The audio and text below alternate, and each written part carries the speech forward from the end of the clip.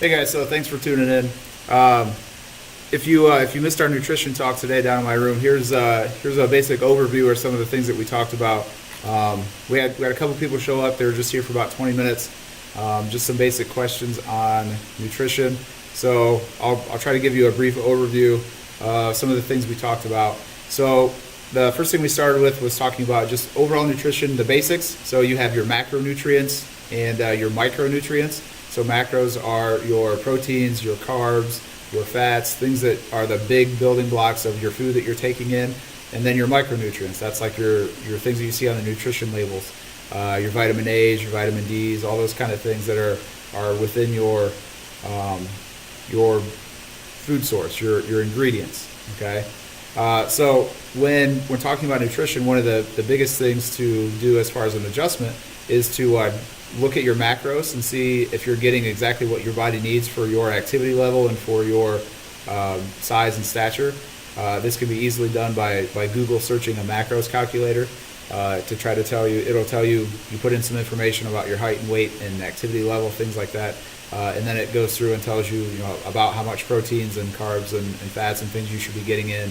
And then you can adjust those numbers for whatever fits your lifestyle, whether, depending on what kind of nutrition plan you're trying to follow. You can adjust it for keto friendly. You can adjust it, all kinds of different things, portion control and whatever. So that's your macros. We'll talk about some more of those things here in just a second. But then you have your micronutrients. So one of the easiest fixes to do for making adjustments to nutrition is just start paying more attention to your micronutrients. So biggest thing is just a multivitamin. And then also looking at, some of the other things that you could be taking along with that, such as a probiotic, and your fish oils, some of the omega-3s to help with some other things that it's going to do for your body. We had some people ask if I currently take anything, and I showed them my little vitamin pack here that's through my supplement company, First Form. It's where I get my protein and things like that. So they make these little handy packs of the vitamins that they sell individually, and then this is just a daily pack that you can take with you. I take mine once a day. Sometimes if I'm starting to feel sick, I'll take them twice a day. But this has a lot of really neat things in it. It's got multivitamins, like we talked about there, to hit your micronutrients. It's got an antioxidant to reduce some of the oxidative stress that we're all under, such as, like today I'm very sleep deprived, working with small kids at home. Sometimes you don't get the sleep that you need, so it's got some things in there for antioxidant. And then a probiotic. We went into some discussion on probiotic. Excuse me. Probiotic being focused on your gut health. A big thing that people don't realize is the food that you're putting into your body is really upsetting your overall gut health. If you don't have a healthy gut, it's going to lead to some other things, and some people just don't pay much attention to their gut health. So we start talking about some probiotics and some of the things to look for there. The biggest thing to look for is how many colony forming units. A CFU is what it's called. In this case here, the probiotic that's in my pack has 1 billion colony forming units, and it is guaranteed for the life expectancy or for the expiration of the vitamins. So a lot of times your probiotics that you get off the shelf, the colonies are already gone. They're expired by the time they get into your body, so they're not doing anything as far as the probiotic goes. So you're basically just taking an empty pill. So you really want to pay attention to some of the expirations if you're looking into probiotics, but they are super essential for keeping your gut healthy. We also talked about the style of capsules. Okay, these are what we call a capsule. So it's got a powder inside of there, and then the gel caps with those are the fatty acids. You want to look for multivitamins that are the capsule form, because if you have the compressed form, think about like the old chewable Flintstones vitamins that many of us probably had as a kid. Those are what we call a compressed tablet, and what that does is a lot of times they have to be heated in order for those vitamins to be compressed together.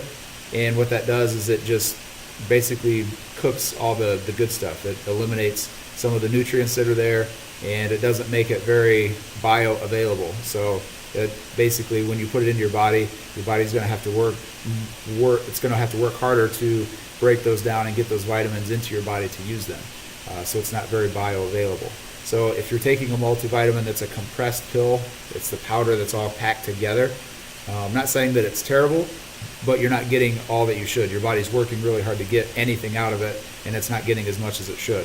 Whereas the capsule, they're already ready to go. Your body breaks down the capsule, and then the powder is ready to use. So it's much more beneficial. You're getting more bang for your buck, essentially. Okay.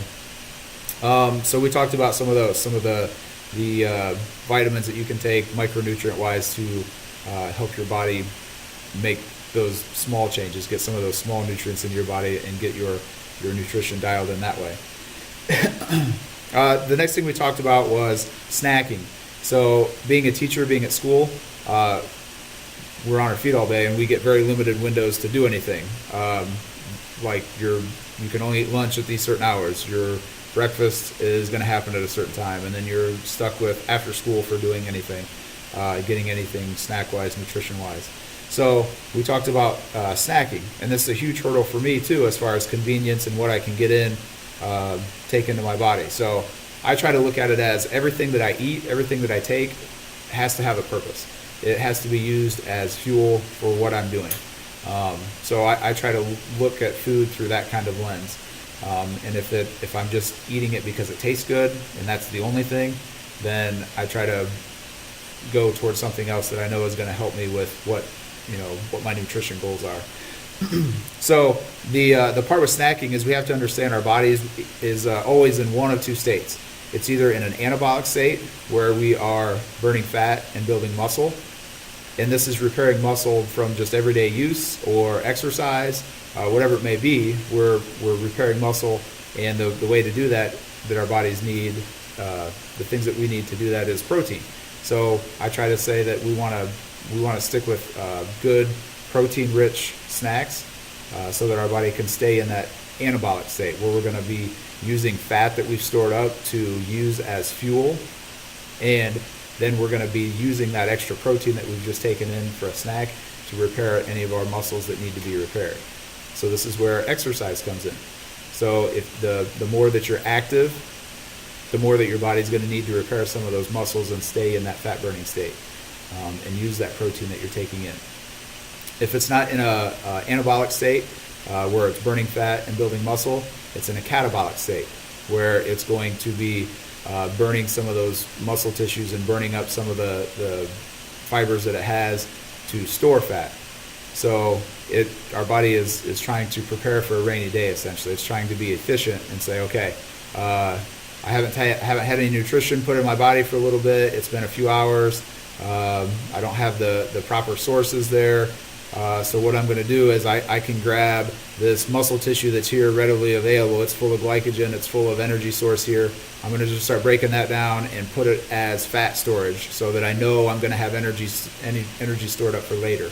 And our body is trying to store that up so that we can still function. So it kind of goes into freak out mode if it hasn't had anything nutrition-wise for over a couple hours. So in order to stay in that anabolic state where we're burning the fat for energy instead of storing it, we need to give our body something to use to repair anything that we need. And this goes, if you're not heavily active, you're still using muscles every day. I mean, you're still thinking, you're still moving and doing everything throughout the day. So your body's going to be repairing something. Just the more active you get, the more muscles it's going to need to repair. So you're going to want to stick with that healthy protein. So in order to do that, we need to eat every couple hours. So about every 2 to 3 hours, depending on what your schedule is and how active you are. For me, I get an early morning workout in, 4:30, 5:30 a.m. So my body is repairing all day. So I make sure I get my work in as early as I can. That way, my body is stuck in that fat-burning process. As long as I'm feeding it good protein at good intervals, it's going to be in that fat-burning process all day because it's going to be repairing everything that I did in the morning. Now, some people aren't morning people. You're going to work out in the evenings or the afternoons. Your body is still going to be going through that repairing process, the rest of the time. It's still going to be healing up if you're not doing your workout. So any other time, it still works. It's just my schedule. I'd rather get up and do it early, especially having small kids at home. There's not really any other time to do anything. It's got to be early morning, and that's the only time I have is getting up super early. So every 2 to 3 hours. So my schedule usually works like this. I get up, I work out, I take in protein immediately after, which is another conversation, a talk that we'll have later, post-workout protein. But I get protein right after my workout, and then I have some protein with my coffee. I'll put a half a scoop in my coffee to kind of help with that start of school time, that 8 o'clock, 8:30 time. And then that will last me until I get to lunch at 11, where then I've got a big meal that I take in with my carbs, my protein, my veggies. That's where I take my multivitamins, and I get those kind of going through my system throughout the rest of the day. And then usually early afternoon or after school, that's when I hit my next protein snack. So from 11 until about 2:30, 3 o'clock is really kind of stretching it. If I can get another shake in the afternoon there while I'm walking around class, that's what I'll do there just for convenience, and then I don't have to try to work on anything else. So my afternoon snack there, and then I'll have a supper, big meal again at supper, and then another snack in the evening. Okay, so protein-wise, we want to stick with good protein snacks. Some of my wrestlers, I've been working with them on doing like some hard-boiled eggs, bacon, some protein bars.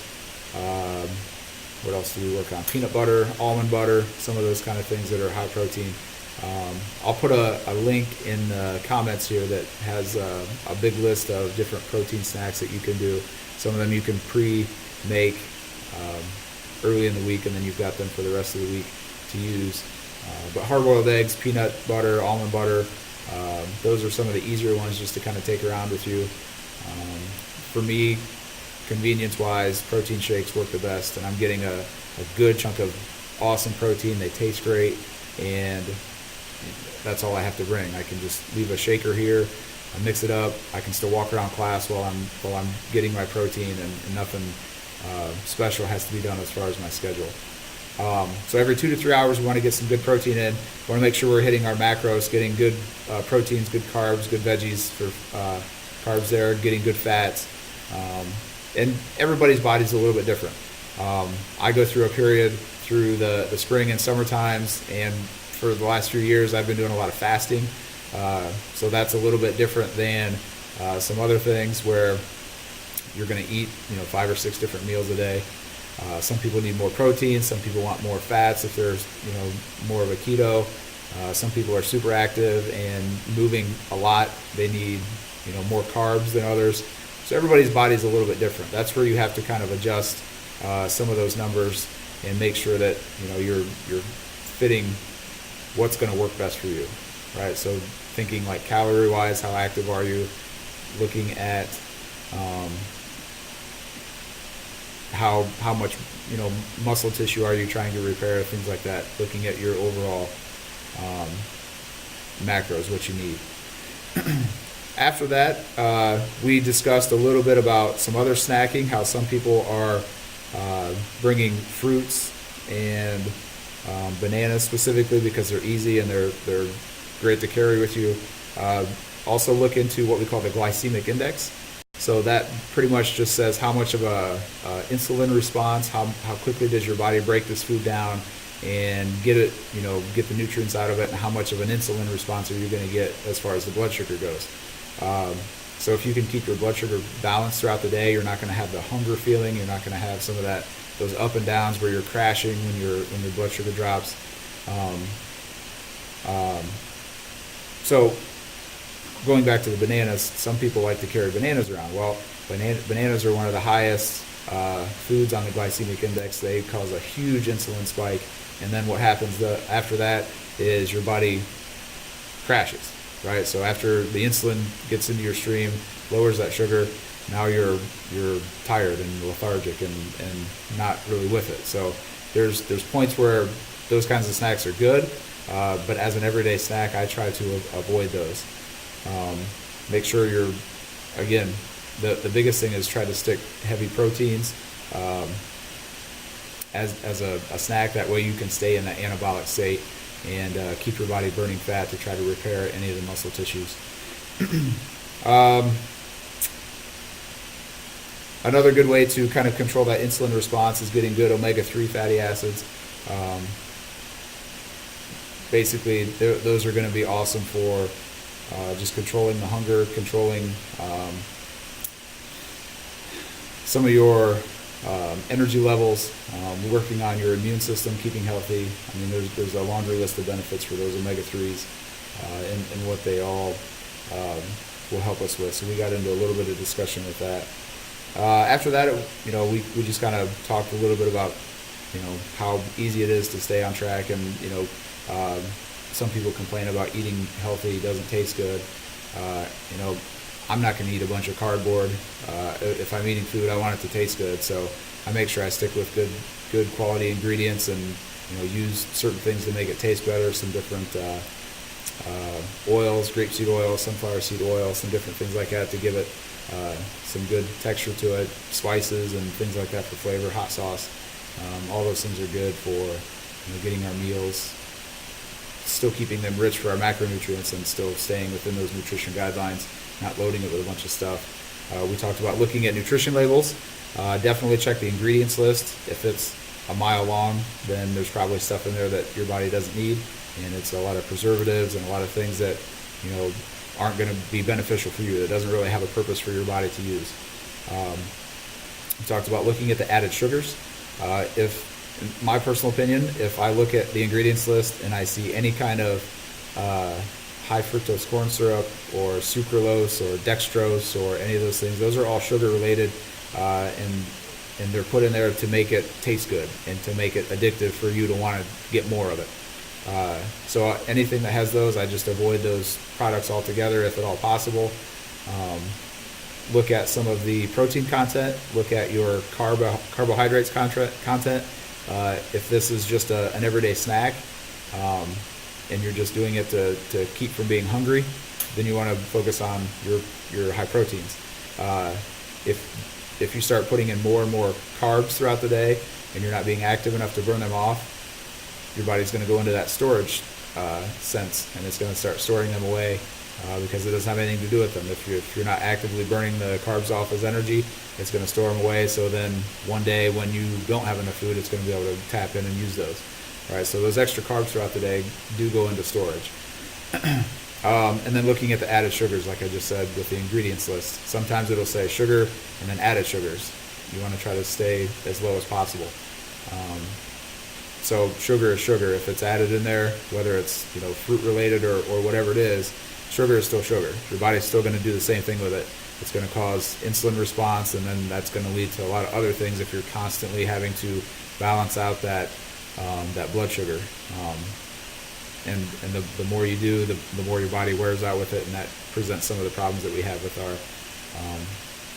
with our nutrition today. So that was the basis of it. I didn't really do a good summary here. I think my video has gone just as long as what our talk did. So if you have any questions, shoot me an email. I'll put all my contact information in the comments, and you can get a hold of me if you have any questions specifically, or you just want to chat some more. Thanks for hanging out. Thanks, guys.